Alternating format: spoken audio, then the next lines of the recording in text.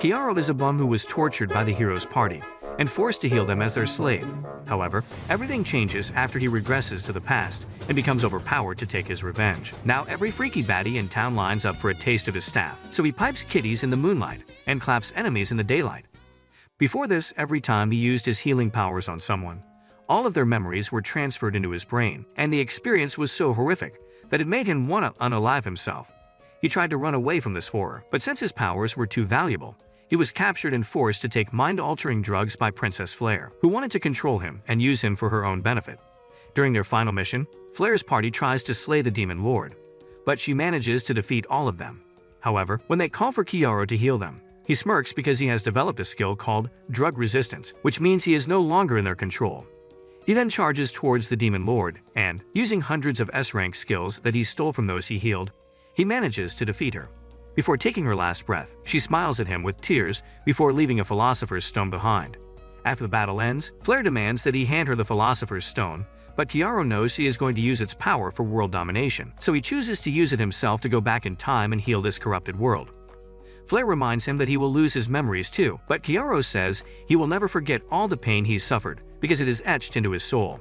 After he activates the stone, he goes back in time and wakes up in a small house, where a voice tells him to get stronger. Confused without his memories, he heads out and hears the voice again, telling him to find the side of the spirit, so he starts walking into the forest subconsciously. Eventually, he reaches a pond where an elf baddie appears and grants him that power, which allows him to see spirits everywhere. After receiving the sight of spirit, all his memories return, and he plans to take revenge on Flare for what she did to him.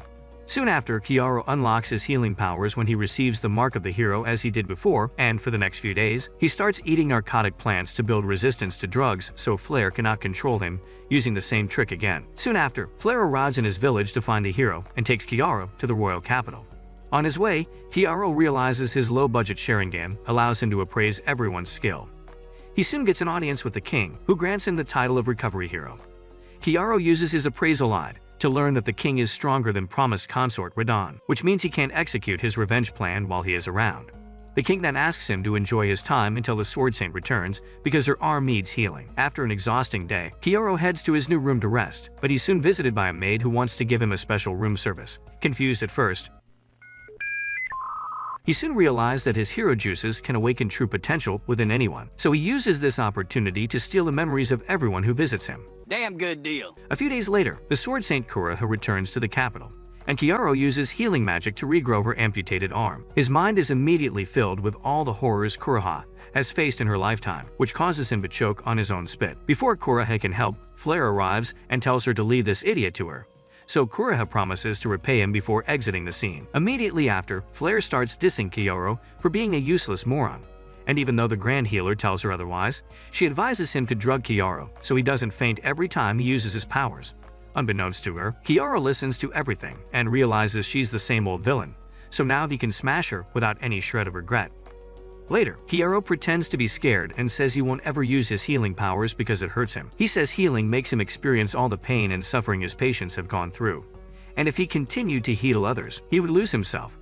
Flare calmly tells him that Kuroha will go on to save a great number of people thanks to him. She then asks if he is willing to heal other heroes, but despite her best attempts, Kiaro refuses and hides under the blanket. She tells him she understands and that she won't force him to do it before leaving the room, prompting Kiaro to drop the act. Everything is going exactly like it did in his past life, but unlike before, he will not fall for Flare's smile.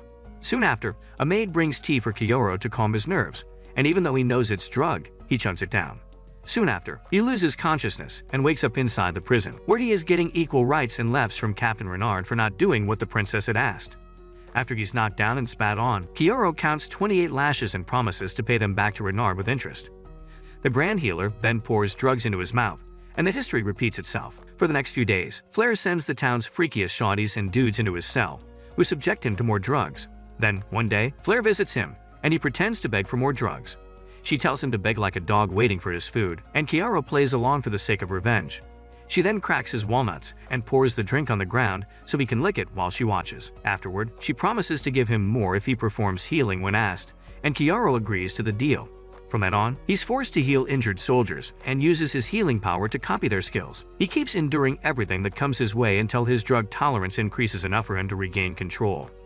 Then, 6 months later, that day finally arrives, and Kiaro uses appraisal on himself to learn that he has become much stronger than before. A few days later, he overhears the guards saying that the king has left for another country, and since the biggest threat is away, he decides to finally take revenge. After he breaks free from confinement, the guards begin looking for him, and Flare starts to get anxious. Soon enough, Renard brings a tied-up Chiaro into the hall and tells Flare that he has some invaluable information that he must share in discretion. Flare tells the other men to take Chiaro away, while Renard accompanies him into a room with her guards. However, as soon as he steps in, he uses his sword to game end Flare's guards.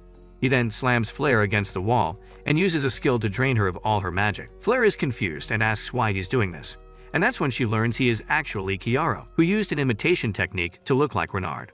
Flare immediately switches character and starts begging Chiaro, stating that she used those drugs on him only because she did not want to see him in pain. However, Chiaro reveals that he remembers everything because her mind-altering drug did not work, and now it's time to get revenge. He then breaks one of her fingers, hoping that maybe losing the ability to goon would make her regret her choices.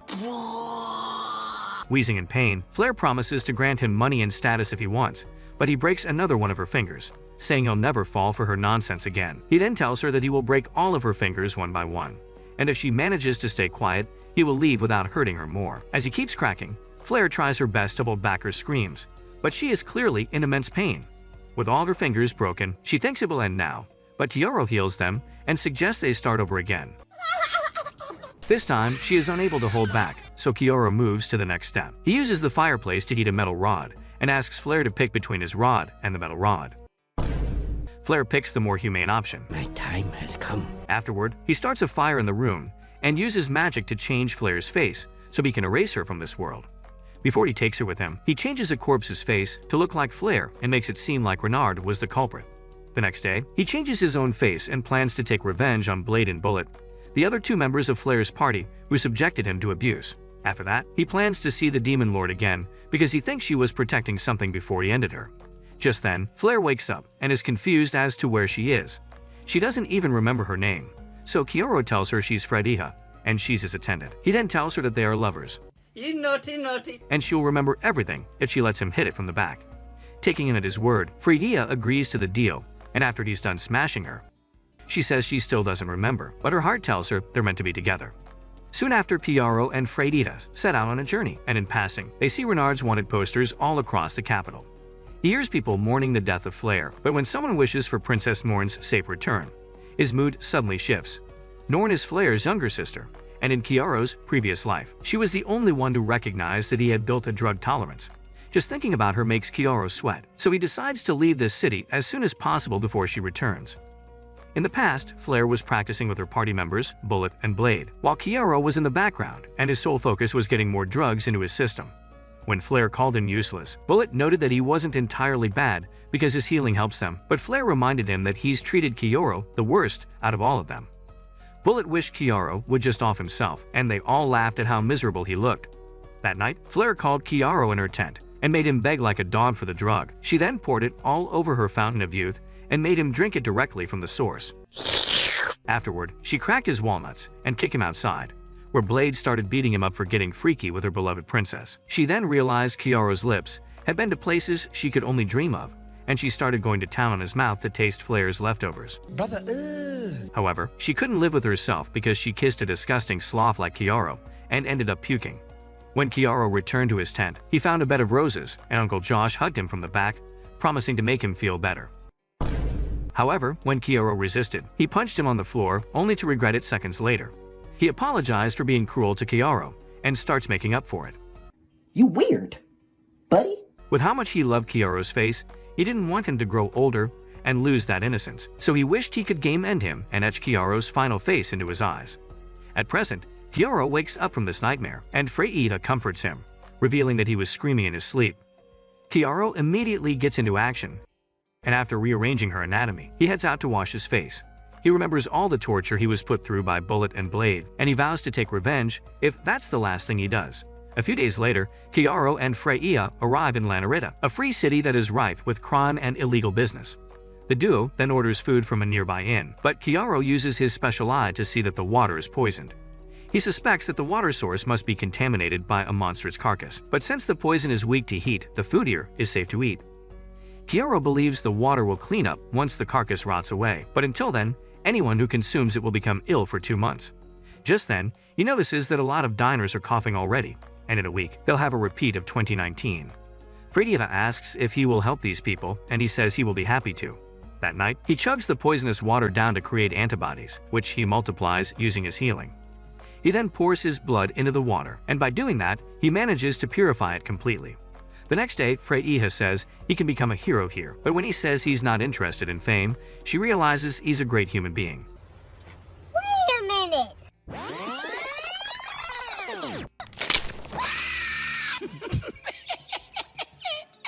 Soon after, he meets up with a merchant and tells him about the remedy he's created. The merchant is skeptical, so Kiaro asks him to try it on himself since he's only infected. However, the merchant gives it to his assistant, who's in a worse condition than him, and as soon as he chugs it down, his body begins to heal. The merchant then tries it for himself and feels much better, so Kiaro asks if he's interested in a deal. The merchant asks for the recipe, but Kiaro turns it down and instead proposes to sell 1 dose for 1 gold coin. The merchant agrees to the deal and even places an order for more doses, which Kiaro accepts. Before leaving, Kiaro tells the man that he chose the selling price, but he wants half he profits from every sale. With no other alternative, the merchant agrees to the deal with a smile, but he is secretly cooking up a betrayal. On their way back, Friedita asks Kiaro why he's trusting the merchant and not selling on his own, and Kiaro says it's more efficient this way. Additionally, if some big shot finds out he has the recipe, Kiaro might become a target, so it's safer to use a merchant. Soon after, he visits the slave dealers because he wants a scapegoat, but Friedita isn't exactly thrilled by the idea, much to his surprise. She suggests getting an adventurer instead, but Kiaro calmly tells her that adventurers have their own will, while a slave will only follow orders. He then heads inside and hands his coin pouch to the dealer, telling him that he is in need of a combat slave. The dealer takes him to the basement, where Kiaro sees hundreds of demi-humans locked behind cages. When nothing catches his eye, the dealer takes him to the injured and sick slave section, where he spots a slave from the Ice Wolf clan. Despite being poisoned by the town's water, the girl is still in pretty good shape, which makes Kiaro realize she is quite strong. Before Kiaro can pick, the dealer tells him this girl was brought here from Pound Town, but she became so violent that her previous owner rejected her, and now she's an expired product. Another thing about her is that she's reached her peak, so no matter how hard she trains, she will not become any stronger than she already is. Suddenly, the wolf girl pounces towards Kiaro, but the dealer uses his ring to control her using magic. Despite the danger, Kiaro walks up to her and sees in her eyes that she is craving revenge, so he tells her he will buy her so she can satisfy her urge. After he places his hand on her head, the girl passes out, letting Kiaro carry her in his arms. The dealer tells him about their no-refund policy, but Kiaro tells him this girl is like him, both seeking revenge on those who wronged them. Kiaro wants to help her unalive the person who hurt her, and he wants to see what kind of person she will become once she's achieved her goal. As he carries her outside, the dealer thanks him for the purchase and asks him to visit again because he will soon receive a big shipment. That night, while the slave is resting, Kiaro uses his powers to heal her, and immediately her memories are copied into his brain. He learns that her name is Setsuna, and she was captured when some human bandits attacked her village. Kiaro then recalls the dealer telling him about a big shipment, and from Renard's memories, he already knows that Joral's army, dressed as mercenaries, is attacking demi-human villages and selling them off as slaves. Setsuna wants to take revenge on these mercenaries because they massacred her entire village, and Kiaro wants to see her do it. Later that day, he meets up with the merchant Letra and sells him even more vials. On his way back, Friedita is happy that he's making good money because now she can empty his wallet for that Gucci purse. When they return to their place, they notice that Setsuna is still sleeping, so Kiaro gives her another mouth-to-mouth of that antidote, which makes Friedita a little jealous. Suddenly, Setsuna wakes up and slaps Kiaro for diddling with her in her sleep. Friedita immediately steps up and scolds her, stating that Kiaro has been looking after her and was making her drink the antidote just now. At first, Setsuna refuses to believe it, but after Friedita sheds some tears, she notices that not only are her wounds healed, but she also feels much better spiritually. Once she realizes it, she immediately apologizes to Kiaro and introduces herself as a warrior from the Ice Wolf clan. Kiari then asks Friedita to bring food into the room, because tonight he's gonna have a different kind of eat out. What do you mean by that? As soon as Friedita leaves, Setsuna promises to repay him for his kindness later, but she says she has to leave now. She then tries to put Kiaro to sleep, but the man pins her down and reminds him that he removed her collar because he is infinitely stronger than her. He says he does not need a collar to make her a puppet before telling her that his village can be saved because the bandits have not yet reached it. When she tries to resist, he tells her it's futile because if she's getting pinned by him, there is no way she can protect an entire village. He then lets her go and explains to her through a live demonstration that she has achieved her maximum potential for now, but she does as he says, he can increase her potential tenfold. He then tells her that he has the power of the Sword Saint, as well as the mark of the hero, which puts Setsuna at ease. Kyoto then says he will unlock her potential if she reveals her true name to him, because whoever knows the true name of a beast human can command them as they see fit. Setsuna agrees to share it with him and become her slave for the rest of her life on the condition that he lets her avenge her people. In agreement, Kyoto whips out his Kitty Slayer 69, giving her the option to either become stronger or walk away. Setsuna chooses the first option. Yes! Yes! Yes! Yes! And after swallowing a little more than her pride, she feels a sudden heat in her body, and Kyoto uses his appraisal eye to see that she has indeed become stronger. However, there is still a lot to unpack, so Kyoto suggests a more direct approach for round 2. Despite hesitating at first, Setsuna lets Kyoto unlock her potential multiple times. Then before dawn, Kyoto takes her back to her village, where the bandits are setting up camp for a sudden attack. Once Setsuna sees girls like her being lashed, she immediately prepares to fight, but Kyoto holds her down, revealing that the bandits are doing this to lure the warriors into a trap. With tears in her eyes, Setsuna stands there watching her friends being tortured, and Kyoto tells her to wait while he thins out the numbers. Setsuna nods in agreement, and soon after, the warriors of the Wolf Clan march through the front gate to take down the mercenaries. As people fall on both sides, Kyoto puts on a mask and introduces himself as the Sword Saint to the men. He then declares that he will bring justice upon those who hurt innocent demi-humans before proceeding to play Fruit Ninja on their bodies. After dealing with the men, he walks up to the demi-humans and reveals he came here in response to the tears of Setsuna, a young girl of the Ice Wolf Clan. He then turns to the remainder of the human army, and when they fire countless arrows at him, Freedia uses her fireball spell to burn them mid-air. The same fireball then burns the mercenaries, and Kyoto laughs like a maniac because he is making their own princess attack them. With most of them defeated, Kyoto gives Setsuna the green light to take revenge, and what follows is a massacre only second to what Annie did to the Levi squad. They ask you how you are, you just have to say that you're fine when you're not really fine, but you just can't get into it because... Kyoto then joins her in the fun, declaring that he usually never hurts those who have not harmed him. But this is for Setsuna, so he's gonna chop everyone who gets in her way. Seeing Setsuna go wild, the Wolf Clan warriors get motivated and march into battle to finish off the remaining soldiers. Kyoto sheaths his sword now that the battle is over. But then he looks up to Freedia and realizes that not only did she lose her memories, but also the wickedness that Flare once had. This makes him realize that the nation of Jorel was responsible for turning her into an evil monster, so now he's considering leveling the whole kingdom. Whoa, calm down, Jamal. Soon after, Setsuna takes down the last remaining human and screams her lungs out before staring dead into the red moon with tears in her eyes. That night, the Wolf Clan celebrates their victory with a party, and after everyone else goes to bed, Kyoto takes Setsuna to the contamination source. He believes the Wolf Clan poisoned the water on purpose to take revenge on the humans who attacked them. Turning to Setsuna, he says he can either make the poison stronger and eat more humans, or he can pour medicine into the water to cure the sick ones. Left with this choice, Setsuna chooses to forgive the humans and asks Kyoto to purify the water. Afterward, as Kyoto unpurifies her fountain of youth, she explains how she felt numb after taking revenge, and she wants to do more to feel something. She doesn't want to hurt humans with the poison, but instead, she wants to use her claws to do it directly. As she reaches Cloud 9, she reveals her real name to Kyoto, so now he can control her until he dies. Meanwhile, the king finally returns to the royal palace, and Reynard seeks an audience with him, explaining everything that Kyoto did. The king tasks him to bring Kyoto's head, and if he succeeds, his reputation as the captain will be restored. Just then, Norn joins her father, seemingly pleased with the arrangement. The next day, Kuroha overhears some men talking about the massacre that happened outside the Wolf Clan village and how the sword sign appeared and wiped them all out. They believe he was an imposter, but he used the claret sword technique exclusive to Kuroha's family, which puts her under suspicion. Elsewhere, Kyoto watches his two shawties enjoy themselves in a pond, so Kyoto proceeds to do his best Johnny Sins impression to unclog their pipes. Afterward, the three of them go through the shady town, but Setsuna feels uneasy with so many people lurking around. Just then, a man takes a liking to Setsuna and asks Kyoto to let him hit it from the back for 1 gold coin. But Kyoto says it will take at least 1,000. Furious, the man lunges towards him, but Setsuna quickly takes action and submits him. After praising her for protecting him, Kyoto turns his attention to the man and uses heal on him to learn that he is among the few who ran away from the battle last night. After ripping the badge off his coat, Kyoto tells Setsuna to write him off script. Later, he meets up with Ledra, who suddenly brings a dozen guards to his aid before proceeding with the deal. Kyoto already knew he was shady and even knows that his real name is Kinta, which catches the merchant by surprise. He then requests that Kyoto hand over the antidote recipe because he's found someone who can mass produce it. Kyoto realizes Kinta must have been pressured by some nobles to do their bidding, so he asks how many corpses it would take for him to change his mind. Kinta acknowledges that Kyoto alone is very strong, but questions if his shawties can even run straight. Kyoto plays along with it, saying he would sacrifice these girls if that's what it takes. However, he isn't in the mood to clash swords, so he demands 500 gold coins in exchange for the recipe. Kinta agrees to the deal, but the girls are sad about the fact that they lost a passive income source.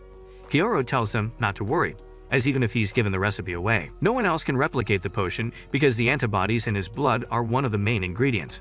However, Kinta will never know about it because the illness is already winding down and he will lose 500 coins, while his partner's business will collapse. Then, all of a sudden, Kyoto senses an attack and quickly blocks it, only to see that he's facing the sword Saint Kuroha. She also sees he got his hands on a sword used by her family and asks who he is, but Kuroha calmly tells her she's mistaking him for someone else. That's when he learns that the army has twisted the story to make it seem like he was the one who attacked the village, while they died protecting it from him.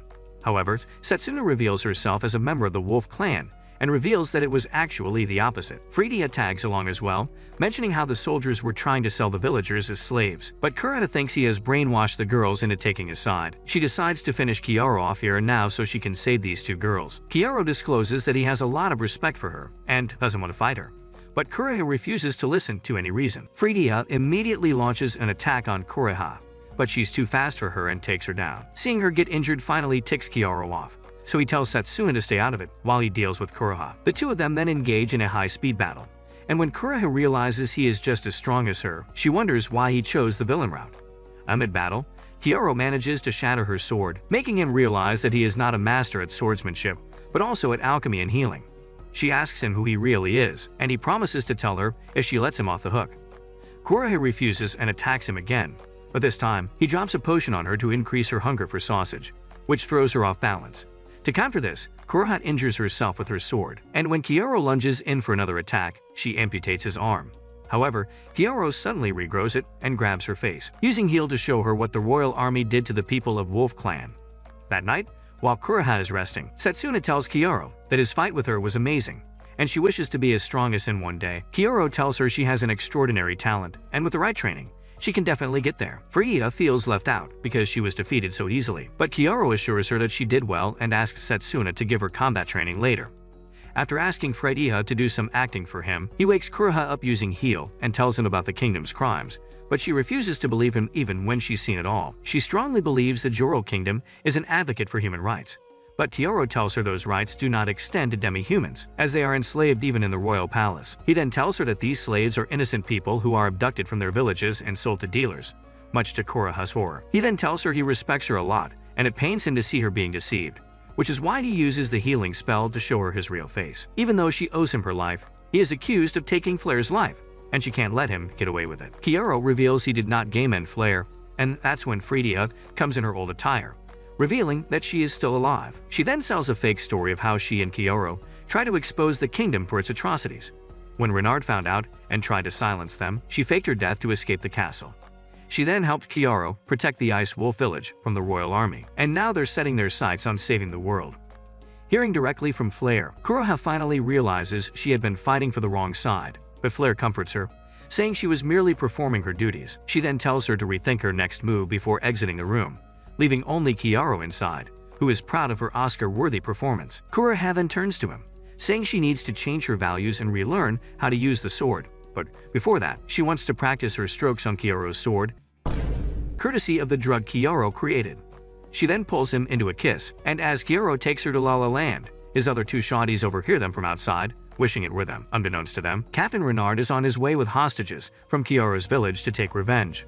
The next day during breakfast, Kuroha clings to Kyoto's arm, which makes the other girls jealous. Soon after, Renard brings the hostage to the city and demands that he turn himself in. Kyoto is furious because he knows this is just a bait to lure him out, so he asks Kuroha to find out what happened to his village. After Kuroha agrees, he gives her a goodbye kiss, which shocks the other two. In the meantime, Renard is informed by his men that there is no sign of Kyoto, which makes him furious. He recalls how much he hated his new look and burned his own face so it wouldn't remind him of Kyoto. But even that wasn't enough. Soon after, Kurohei returns with the news that since Kyoto is considered a heretic, his village was attacked on the pretext that they had colluded with him to betray the kingdom.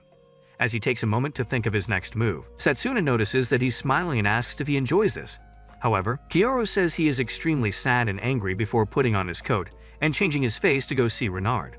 While surveying the area, he realizes that Anna is not among the slaves, so he decides to talk to one of the soldiers named Morlet. Since he's using the face of the runaway soldier Murta, Morlet recognizes him, and after some chit-chat, Kyoto asks for his help in delivering a letter to Renard.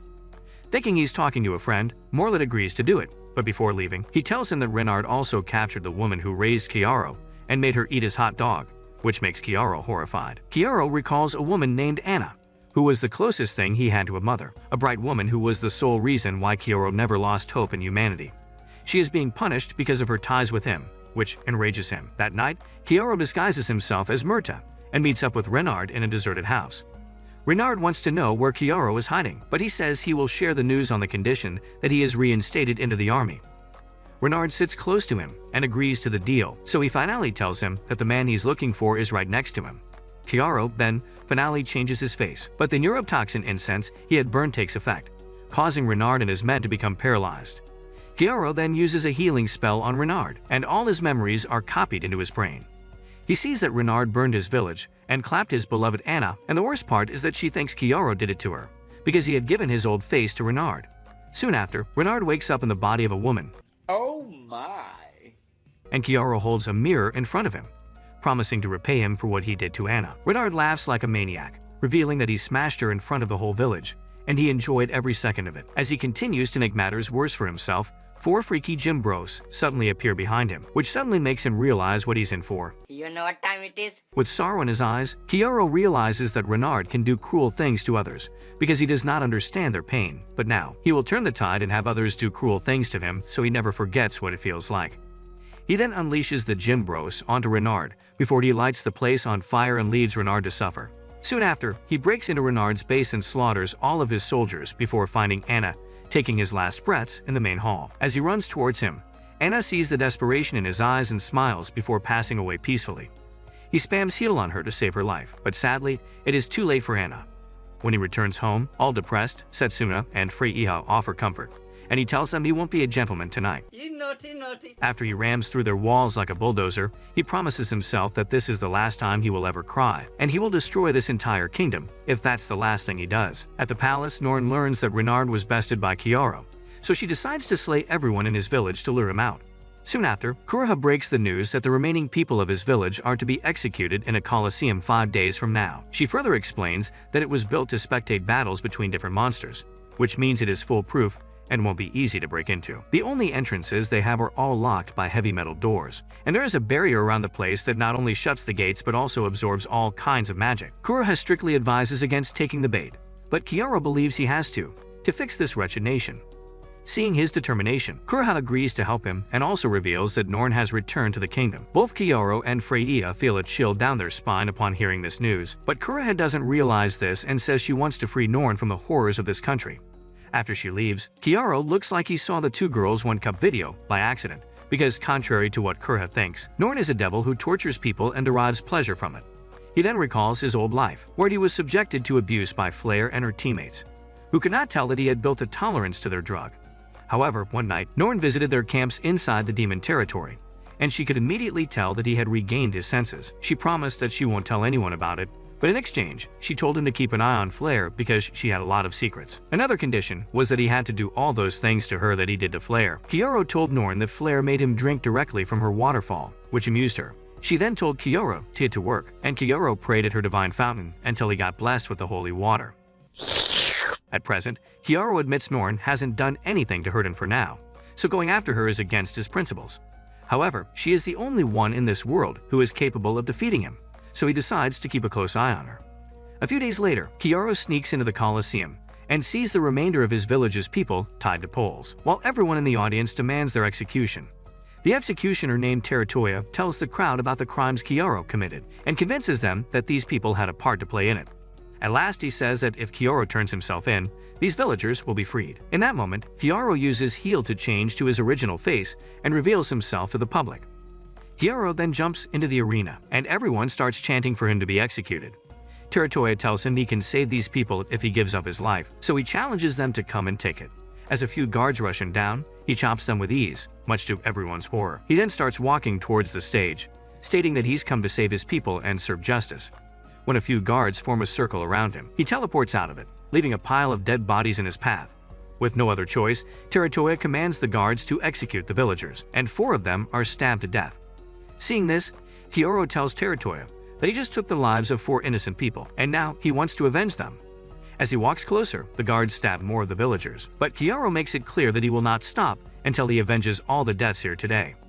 With more guards falling at Kyouro's mercy, Teratoya tells his men to activate the barriers in hopes that it would drain Kyouro's magic. However, Kyouro had asked Freya and Setsuneth to reverse the effects of the barrier, so now everyone who is wearing a prevention necklace is affected by it. As the guards fall like dominoes, Kyouro remains in the center, savoring the rain of their blood like a Jaiga Chad or a farmer. Teratoya soon realizes that the necklace is draining them, so he tells the remaining members of his men to take it off. Teratoya tells Kyouro that the barrier is still active, which means he can't escape. But Kyouro tells them he's not locked in here with them. They're locked in here with him. Covered in blood, Kyouro walks up to the stage and tells the men that whoever turns around to attack the villagers will die first, which makes them shake in their boots. However, he soon realizes that Teratoya had poisoned these villagers beforehand, and he never intended to let them go, which means he can go final boss mode on all of them without any remorse. Just then, Freya uses the magic crystal to speak to the people while posing as her past self, Flare. She tells everyone that she found out about the corruption in the Jorul Kingdom, which involves attacking the innocent demi-humans and selling them as slaves. She further reveals that the war against the demons is just a scheme to make money, and every time someone tries to expose their secrets, the kingdom executes their entire family. She says she also became a target when she tried to expose these crimes, but Kyouro faked her murder and took her out of the castle so no one would come after her again. Teratoya tells the people not to believe in these lies because this girl is an imposter. But Freya sings a powerful song using a magical melody, which makes the guards drop their swords. Freya then activates a magic spell that not only breaks the barrier but also creates a mini-star in the sky, after which everyone strongly believes that she is indeed their princess. With the crowd behind her back, Freya tells the world that she wanted to run away and live life as an ordinary girl, but her negligence had led to the deaths of these innocent villagers. This is why she can no longer run away from her responsibilities and has returned to fight the darkness in this kingdom. She tells the people that she alone cannot do much, so she wants the people to rise against injustice and help her rebuild this kingdom. As her speech ends, the people break down into tears of joy, and Kyouro stands in the middle, soaking in the success of his master plan. With a bright flash, he disappears from the Colosseum, and hundreds of spectators march into the arena, ready to dispose of the guards and Teratoya for their cruelty. As the arena turns into a slaughterhouse, Kyouro and his squad hide in a shed with an unconscious boy from his village. He explains to Kura how that the villagers were poisoned beforehand, and the kingdom had no intention of letting them live. This was done to give him the illusion that he saved them, only for him to fall into despair later, and Kyouro knows only Norn is sick enough to come up with such a plan. Just then, the merchant Kinta arrives, and Kyouro hands him money, asking him to take care of the boy he rescued. Kinta notes that Kyouro appears to be Madara Uchiha from the outside, but is actually Hashirama from the inside. And he tells her a man's gotta be both to survive in this wretched world. The boy harbors hatred for Kyouro, because he thinks Kyouro was responsible for what happened, but Kinta says he will correct him. However, Kyouro tells him to let him have hatred in his heart, because he needs it to get over the pain of losing his family. Kinta warns him that this boy might come to take his life someday, and Kyouro says he will wait for that day. After Kinta leaves, Kyouro tells the girl that it is time to skedaddle, but Kureha tells him to be careful, as a large-scale expedition towards the southern city of Brennicut is underway. She further reveals that Norn is the one leading the expedition, so Kyouro decides to pay her a visit. On the way, he recalls how no such expedition happened in his previous life, which means he's drastically changed the history in the future. He then tells the girls that Brennicut is a city where humans and demons coexist, and contrary to the common belief, demons are not dangerous. In fact, demons are just humans with exceptional magical prowess, which means they're similar to an ordinary man. Setsuna says the real demons are those humans who hurt demi-humans, which makes Kyouro laugh. Freya then asks why they're going to Brennicut, and Kyouro says he wants to see an old friend, the demon lord he slayed in his previous life. Elsewhere, Norn learns that her plan to execute Kyouro failed, so she cooks up another plan to destroy Kyouro once and for all. Later, while the girls are sleeping, Kyouro creates a makeshift magic staff for Freya, but he knows he must find a divine armament for her. These armaments are god-made, and while they initially start off as a crystal ball, they react to a hero's touch and take the form of a weapon that best suits said hero. Kiaro remembers that in his previous life, all three crystal balls were acquired by Freya, Bullet, and Blade, which reminds him that he still has to take revenge on them for diddling with him. The next evening, Kiaro and the others finally make it to the city, and the girls are shocked to see humans and demons living together in harmony. Kiaro then reveals that since Prenicut is at the world border, it was deserted by the Jirahol kingdom during the previous war. However, the city was not destroyed by the demons, but instead became the bridge that connects the two races. Soon after, Kiaro takes the girl to a pub where they have to share a table with a human and a demon, who are both Stoop Dog high and appear to be best friends. Kiaro orders food for everyone, including the strangers, so he can talk with them and learn more about the city. The human then reveals that when this city was deserted by the kingdom, it was the demons who offered them a peaceful coexistence, and they accepted it because they had no other choice. Now, 20 years later, humans, demons, and demi-humans all live like there weren't enough drinks in the pubs. The demons and demi-humans help them build the city and even increase their crop production through newer techniques.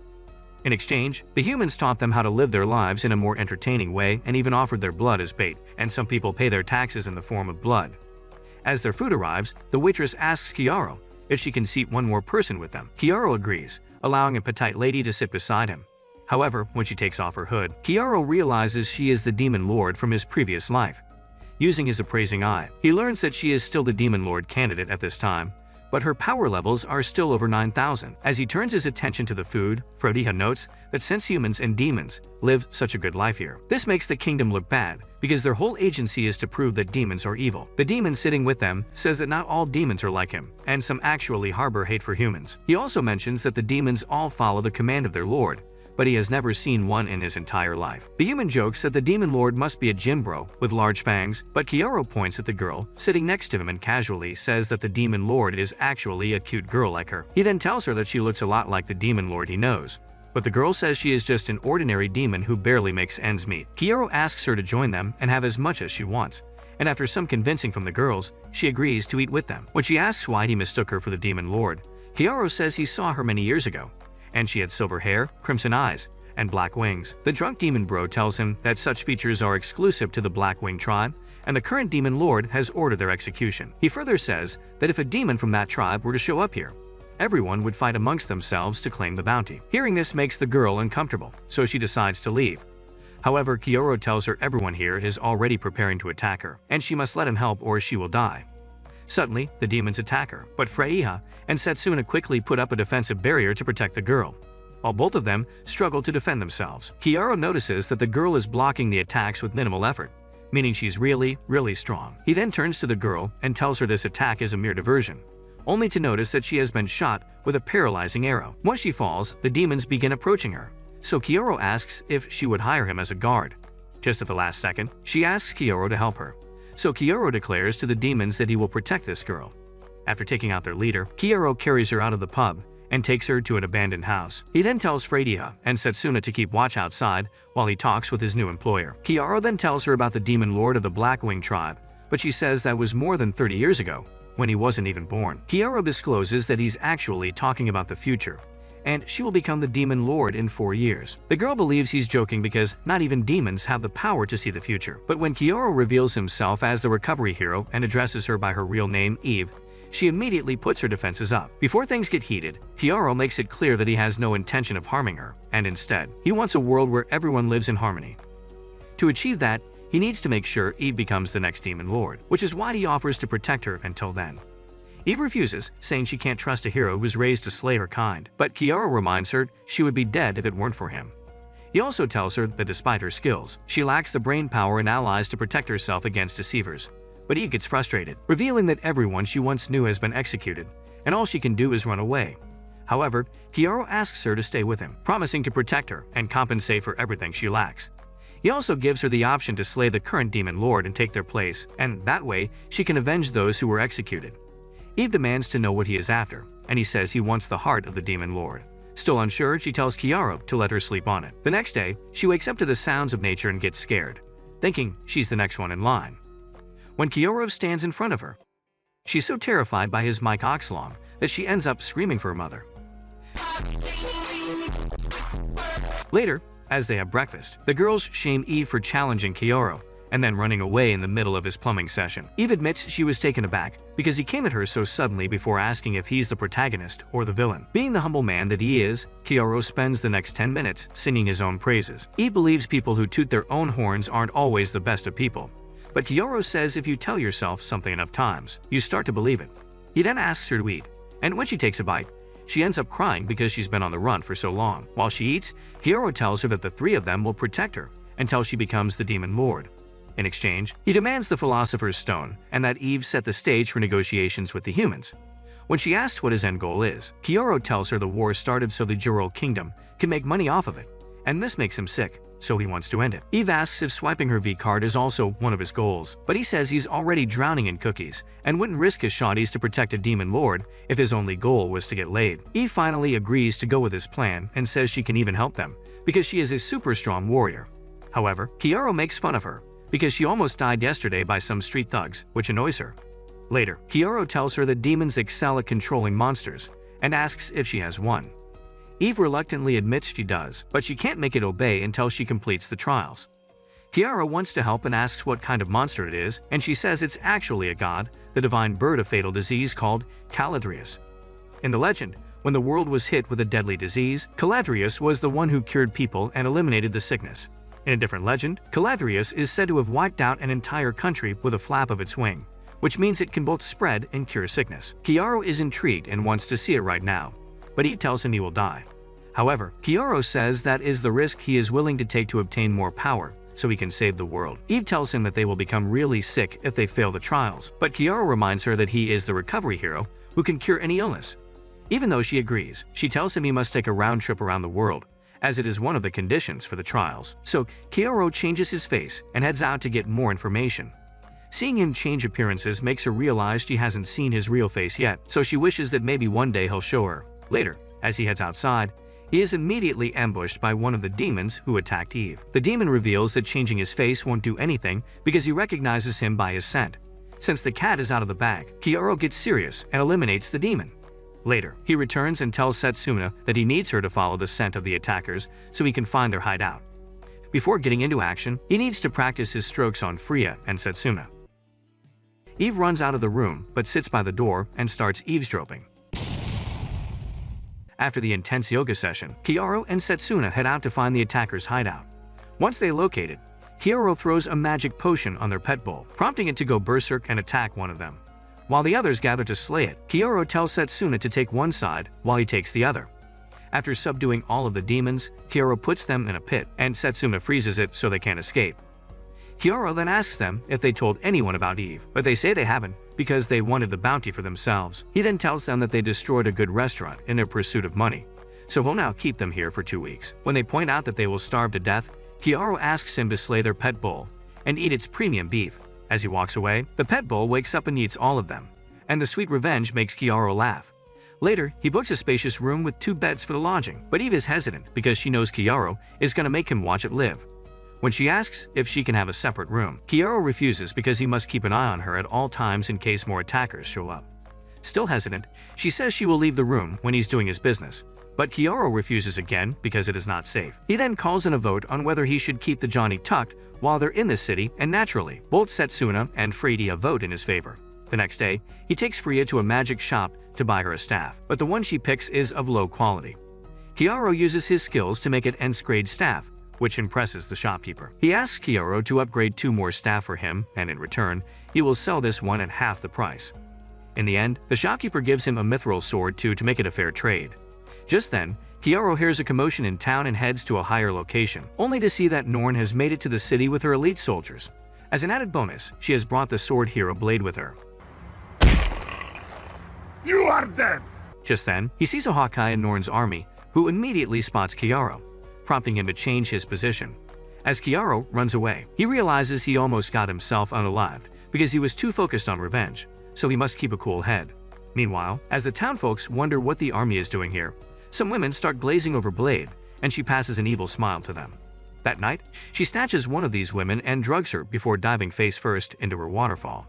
The next day, Kiaro and his shawties are having lunch with the demi-human merchant named Carmen. Kiaro tells him he needs some sizable funding for traveling and can sell these health and stamina boosting potions for money. Carmen can tell they are of fine quality and wants to buy them in bulk, because tensions are high due to Norn's visit, and people will buy these at any price. As they make a deal, he reveals his plans to open an even bigger shop than this one in the city, but Kiara warns him that a battle may break out here, so he should be ready to flee. Carmen warns him as well, revealing that one of his customers got her kitty slapped by Blade last night. Since the culprit is such a renowned warrior, the woman is completely broke, and even her father is crying himself to sleep. It is rumored that Blade is on a scissoring spree, and Kiara should stay on his toes while he's walking around with chicks who look like top OnlyFans models. Kiara wants to use this against Blade, but since she was obsessed with Flare in her past life, she will immediately recognize her. Thus, he decides to use Setsuna and Eve. But that night, he realizes these girls are way too precious to be turned into bait, so he must find an alternative. The next day, Kiara tells Freida to make him look as fruity as possible, and Freida says, We listen and we don't judge. Before she proceeds with the makeup, Kiara turns himself into a woman, and both Freida and Setsuna start blazing over how cute he looks. Soon after, she turns Kiara into something that will make straight men question their choices. That night, Kiara intentionally roams around in shady alleys, hoping to lure Blade out, but instead, he gets a bunch of gooners trying to hit it. After knocking them unconscious, Kiara becomes confident in his looks as a woman and heads to the bar where Blade is staying. Soon after, Blade shows up and starts acting friendly with Kiara as they talk over drinks. After a while, Kiara decides to go home, saying he's already had enough, but Blade tells him to have one more. She secretly pours a sleeping drug into the drink, but when Kiara refuses again, she takes a big sip and locks lips with him, feeding him directly from her mouth. Kiara then pretends to go unconscious, so she carries him in her arms and heads out through the back alley. That's where she is attacked by an old man who happens to be the father of the girl she clapped last night. Feeling no remorse, Blade yeets Kiara toward the old man, so he has to drop the act and kick him to sleep. Blade realizes the drug had no effect on Kiara and decides to capture him. But Kiara hits her in the face, which infuriates her. Using her divine weapon Ragnarok, she enhances her physical abilities and manages to get a hold of Kiara. As Kiara starts to lose strength in his body, Blade says she won't hit him on his pretty face, unlike how he did to her, but she'll definitely hit him from the back. Kiara then pretends to go unconscious and soon finds himself tied to a bed in Blade's room. He puts on an act of a helpless maiden and screams for help, but that makes Blade even more excited to explore his fountain of youth. However, when she finds a large tiger instead of a sweet little kitten in his Twilight Zone, she starts gagging and puking. Kiara then frees himself from the cuffs and immediately poisons her, causing her to feel weak in the legs. He then discloses that if his 11 inches of metal pipe did not give it away already, he is a man disguised as a woman. Disgusted to her core, Blade turns around to grab her sword, but she soon passes out, and Kiara makes her grab his sword instead. After using heal on her, Kiara learns that Norn plans to launch a full-scale search and destroy Operation in 3 days, but he will have Ragnarok on his side. Soon after, Blade wakes up in a pub to find her legs completely paralyzed and her sword resting on the table nearby. Kiara then opens the curtains to reveal 3 Jimbro, thrusting for a cookie. As they move closer, Kiara takes a seat and hears her beg for mercy. He asks Blade if she had let those girls go if they had told her to stop, and she swears on her mama that she would have. Kiara then says that he won't end her life, but instead make her play a game. These bros behind her are hungry for both food and cookies, and the only way to stop them from cannibalizing is to let them play Super Smash Bros on her console. If she manages to survive the night, Kiara promises to set her free. With no other choice, Blade agrees to it and lets the bros play. But to make matters worse, Kiara takes the appearance of Flare, the woman Blade cherishes more than anyone. Seeing this completely breaks her, and once she gives up, the bros end up taking her life. Once she dies, her weapon turns into a crystal ball, and Kiara leaves with it, setting his eyes on the last person he seeks revenge on. The next day, Carmen tells him his potions are nearly sold out and asks Kiara to make more while handing him the profits. As they exchange a few more words, Hawkeye suddenly appears behind Kiara, which catches him off guard because he didn't even feel his presence. Hawkeye then asks if Kiara made these potions, and after confirmation from Carmen, he invites Kiara to join them because he's both a great alchemist and a master peeping Tom. Hearing this, Kiara immediately reaches for his weapon, which makes Hawkeye like him even more. Hawkeye then formally introduces himself and asks him to join them, but Kiara says he likes working alone. He then asks Kiara why he was spying on them, and Kiara replies that he was just being cautious because they came unannounced. Hawkeye tells him not to do things that make him look sus before turning to Carmen and asking him for a box of Kiara's potions. After he leaves, Setsuna notes that this man is super strong, so strong that not even Kiara can take him in a fair battle. Kiara agrees with her assessment, acknowledging that Hawkeye will be the biggest obstacle between him and Norn. That night, Kiaro explains that Hawkeye has a godly eyesight, backed up by his superhuman reflexes, and he cannot beat him without a divine weapon. He knows that forming a contract with the crystal ball will turn it into a weapon that best fits him, so he decides to test his luck. By making contact with the ball, he summons the divine spirit, who asks him what his plans are. Kiaro says he wishes to protect it, so he can clap more shotties than Genghis Khan, so he wants immortality and devastation. The crystal adheres to his plans and turns itself into a divine armor called Georges, prompting him to laugh like a maniac. Meanwhile, his shotties overhear him from the room and prepare themselves for some intense piping, while Eve goons outside. Later, Norn learns that Blade has been missing, but she still chooses to continue with her plan. She addresses the people of the city and reveals she's come to free them from the demons who have been mistreating them for years. As she continues yapping, the humans in the crowd tell her to shut up as they are living perfectly fine with said demons. The crowd quickly turns against her, and as they riot, one guy slips past the guards to assassinate her. Hawkeye quickly takes him out, but Norn puts on the act, saying these demons have brainwashed the humans into becoming murderers. She then gives the order to begin the mass execution of demons, and within a few hours, the whole city is piled up with bodies of innocent demons and demi-humans who were living in harmony with the humans. As Kiaro watches this unfold from his room, he suddenly spots Carmen helping the others right before getting sliced. Kiaro immediately rushes to his aid, but sadly, Carmen is already done for. Kiaro holds a lifeless Carmen in his arms and mourns the loss of a good friend before switching to his psycho mode and swearing revenge. As it starts to rain, Norn's elites surround him, but he summons Georges and slices them in half. He promises not to let Carmen's death and the massacre of his village be in vain before heading into battle. While he goes around slicing up Norn's elites in a spectacular fashion, an elite informs Norn about a mysterious swordsman decimating their troops. Before she can think of what to do, Freya uses magic to address the elites as the first princess of Jorel. She tells everyone that she has seen the harmony between humans and demons, and it was not achieved by brainwashing but rather by true peace. She tells them that the demons are not their enemies, and while some of them are indeed monstrous, the ones living in this city are innocent and do not want war. She begs them to stop this massacre, and her words leave Norn confused. With her powerful words, she makes the elites drop their weapons, and the demons soon come out of hiding to see her. Once her speech ends, Norn suspects something must be off because the Flare she grew up with would never see demons as more than insects. She concludes that some other woman is posing as Flare, and she is being manipulated to say those words. Putting two and two together, Norn realizes that this mysterious swordsman is the one calling the shots, and he must be the recovery hero Kiaro. While she's yapping, Kiaro slowly creeps up to the hall to take her, but Hawkeye immediately shuts him down. The two engage in an intense battle, but as expected, Hawkeye is always one step ahead of Kiaro. Despite getting hit with a deadly poison, Kiaro manages to combine his healing with Georges and cures himself. Once Kiaro realizes he is practically immortal, he rushes straight into battle and lures out Hawkeye with his armored hand. Hawkeye manages to dodge the attack, but Kiaro cleverly uses his other hand to cast reverse healing on him, causing his body to explode. As soon as Hawkeye dies, Norn starts fearing for her life, but Kiaro casually walks up to her and knocks her out. Outside, he sees the humans and demons with mixed emotions, but the massacre is finally over. Later, Kiaro heals Norn to confirm that she was behind what happened to Anna. Once she wakes up, he tells her that her army has retreated to Jorel and no one is coming to save her. He then tells her about Carmen, the only true friend he made in this world, who wanted to open a bigger shop, but he was executed in cold blood because she gave the order. When Norn questions his loyalty to his own race, Kiaro slaps her and tells her that a demon's life is just as valuable as a human's.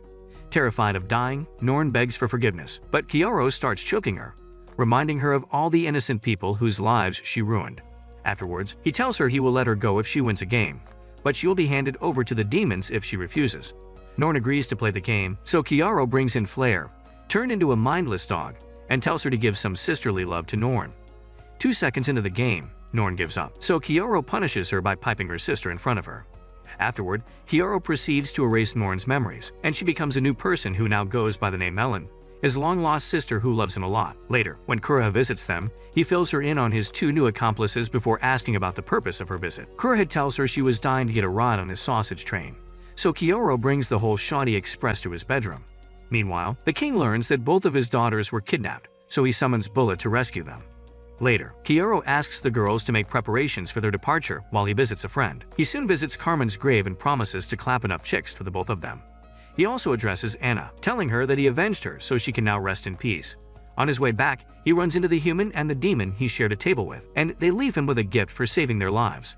After accepting it, Kyoto realizes he's gotten soft as he now feels affection towards Flare. But Bullet's torture suddenly comes to his mind, and the fire of revenge ignites in his heart once again. With the freakiest baddies and the future demon lord in his grasp, Kyoto declares himself the god of this world who will continue to bring justice upon those who have harmed him. That's it for this video. If you enjoyed it, leave a like and subscribe to the channel, and we might make a part 2. If you made it to the end, comment, "I love feed," as proof.